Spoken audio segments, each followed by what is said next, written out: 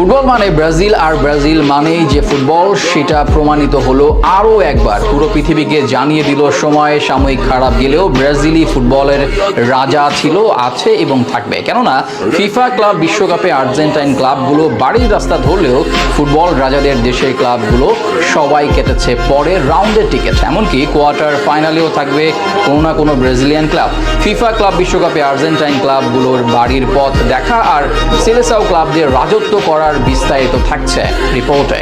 Argentine সমর্থকরা মুখে যাই বলুক না কেন, তারা ন্যাশনালের ট্রেবল জিতেছে এমন আত্মতুষ্টিতে ভুগে ব্রাজিলকে নিয়ে যতই কটু কথা বলুক না কেন, পরিসংখ্যান বলবে ব্রাজিলই আসলে প্রকৃত ফুটবলের রাজা। এই পৃথিবীতে ফুটবল খেলাতে চলে একমাত্র ব্রাজিলের শাসন। হ্যাঁ, এটাও ঠিক যে প্রকৃতির নিয়ম মেনে মাঝে সাঝে ব্রাজিলের সময় খারাপ যায়, কিন্তু ব্যর্থতার দেওয়াল জিনিয়ে কিভাবে ফিরে আসতে হয় সেটা সেলেসাওদের খুব ভালোই জানা। ব্রাজিল যেন গ্রিক পুরাণের রূপকথার সেই ফিনিক্স পাখি। পুরো পৃথিবী যখন দেখবে তাদের ফুটবল দান্তের ইনফার্নোতে চলে গিয়েছে, ব্রাজিল ফুটবল থেকে হারিয়ে গিয়েছে, ঠিক তখনই নতুন করে ঘুরে দাঁড়িয়ে নিজেদের রাজত্বের জানান দেবে। তারাই যে ফুটবলের প্রকৃত রাজা তা ওই আকাশের তারাই পর্যন্ত রটিয়ে নেবে। বহুবার ইতিহাসে এটা প্রমাণ করেছে সেলেসাওরা, আবার সেই পথেই হাঁটছে।